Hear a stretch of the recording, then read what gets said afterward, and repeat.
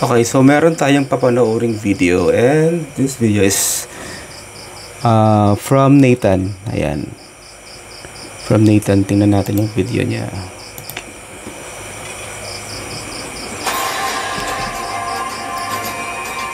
Wow. Galing. So yung video niya pala is from smallest to biggest. Ayan. Galing.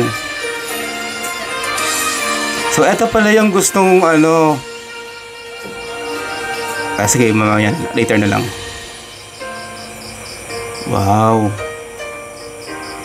So meron siyang 10x20, tapos meron siyang bagong 8x16 from smallest to biggest. Ayun.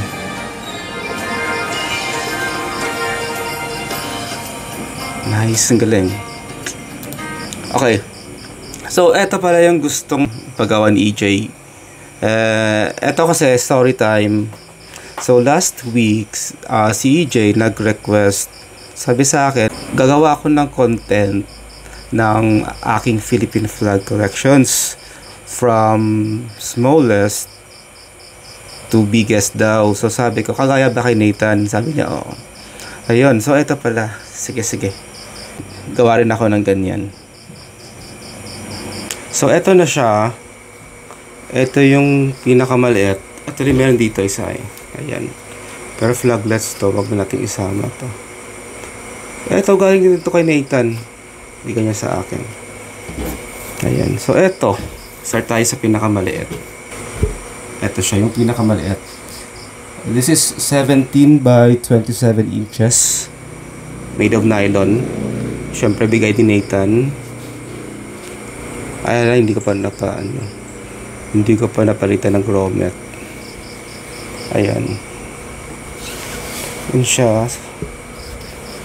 Cute siya. Sobrang liit lang. Ito yung pinakamaliit. So far. Ito yung smallest na flag collections ko. Ito naman, made of wool. Wool fabric daw. And this is 22 by 43 inches. Ayan. So medyo malaki siya ng konti compare dun sa nauna. Ayan. So gawa to sa Mindanao. Sa Mindanao to nabili. Medyo manipis din siya, no? Ayan. Ito malayo din yung distance ng kanyang grommet sa edge. Ayan.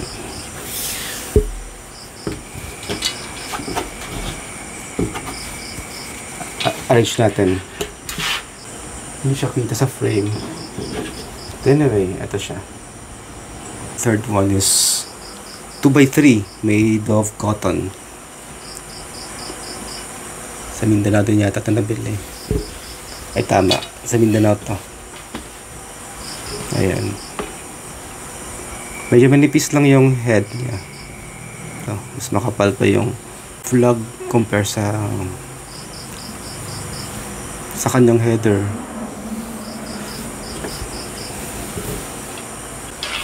So, ito yung pangatlong flag ko ngayon. 2x3 made of cotton. So, after 2x3, punta tayo sa 2x4. So, sa puntong ito, medyo hindi maganda yung audio. Hindi ko alam bakit hindi gumana yung mic. So, anyway, this is 2x4 made of nylon, manufactured by New International Flag House. Ayan, so, ayan. Nabili ko siya noong 2022. Ayan, di ba ang ganda ng kanyang pagkagawa. Ayan, grommet niya sakto lang. Ayan, makikita nyo sa label niya. Gawa siya ng NIFH. So, after ng nylon, punta tayo sa cotton. Ito naman, 2x4 cotton. Manufactured din siya ulit ng New International Flag House. Wala lang siyang label, hindi nalagyan Ayan, okay naman. Walang problema. It doesn't matter naman pag may label o wala. Ayun, eto kasi yung isa sa mga favorite ko, yung cotton na 2x4. Napaka-perfect ng design. Almost perfect siya kung i-base natin sa specifications. Sa correct specifications ng Flag and Heraldic Code of the Philippines. Ayun, ang tela niya maganda. Medyo makapal. Medyo may pagkabigatan ng konti. Medyo mabigat yung kanyang cotton. So, ayan. Ito. 2x4 made of cotton manufactured by New International Flag House. Next is made of nylon. It's 3x5 feet. Ayan. From Mindanao. Ayan. Pero in fairness, tibay yung kanyang grommet. At saka yung header sa dito na side. Makapal siya dito. Na hindi siya madaling matanggal.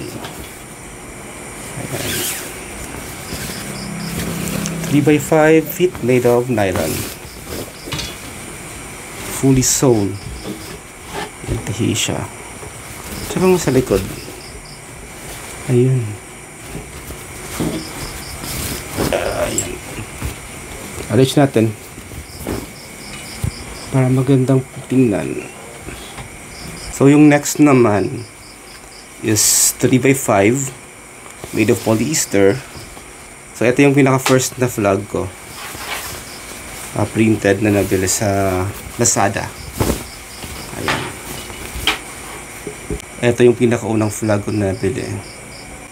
Okay, so ito 3x5 made of cotton. Nabili ko siya sa Lazada. Yung seller nito from Mindanao din eh. Ba't ang daming gumagawa ng 3x5 sa Mindanao, no? Ganun din siya, oh. Yung header niya, manipis. Mas makapal pa yung flag dito. Yung flag mismo. Compare sa header. Tapos yung grommet niya, parehos. Dun sa 2x3. Feeling ko isa lang yung seller nito. Isa lang yung nagmamanufacture nito. Parehos, oh. Ayan. Okay, next naman is 3x5 feet made of ponte na fabric. Ito siya, oh. Medyo stretchable siya.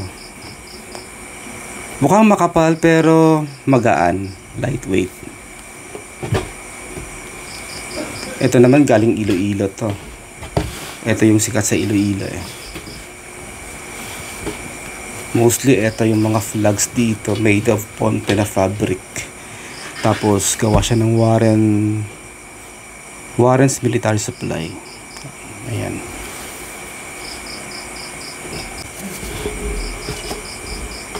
Okay. Yung tela nito medyo makapal pero magaan. Parang stretchable siya. 3x5 feet made of ponte from Warren's Military Supply in Iloilo. Speaking of Iloilo, eto, made of ponte din ito, pero 3x6 na. So tapos na tayo dun sa mga 3x5. Nasa 3x6 na tayo ngayon. This is 3x6 made of ponte. Manufactured siya ng Army and Navy store. Sikat din to sa Iloilo eh. Medyo malaki ng star yung konti. Okay, so for 3x6 for cotton, pili tayo dito. Ito. For cotton and then for nylon naman. Wait. Kuha tayo ng nylon. Ayan. Sige, I'll choose this. Saan ba? Sige. This one. Okay. Next is 3x6 made of nylon. Ayan. 3x6 made of nylon. Ito manufactured siya ng Atlas Superflex. Ayan. 3x6 made of nylon, manufactured by Atlas Superflex. Atlas. So next is 3x6 made of cotton, manufactured by Atlas Superflex. Ito. At least, isa sa mga favorite ko na flag is cotton. Yan, cotton yung favorite ko sa lahat. Diba?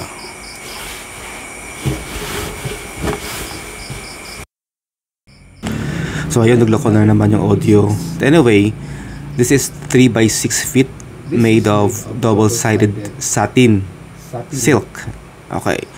So double-sided siya, and this is manufactured by Atlas Superflex. Kung makikita nyo sa kanyang label, gawa siya ng Atlas. And this flag, mostly ginagamit ito as ceremonial flags, or yung mga flag na nilalagay sa likod ng speaker pag may program. Ayun. So mayroon siyang tassel. And itong flag na to, hindi siya recommended for outdoor flagpole kasi maliban sa mabigat, and parang hindi siya basta hindi siya bagay sa outdoor. So ito, meron tayong tatlong 4x8 na nylon. Mamimili ako. Yung kanina, yung walang plastic, yun, Flag Republic yun.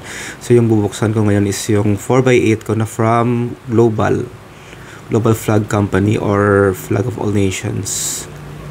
Nabili ko siya ng 2023 na yata. Not sure. Meron siyang triangle na parang reinforced yun sa edge. Grabe siya, okay naman. Medyo malaki. At saka matibay. Tapos yung header niya. Ayun, sobrang laki niya. Hindi ko siya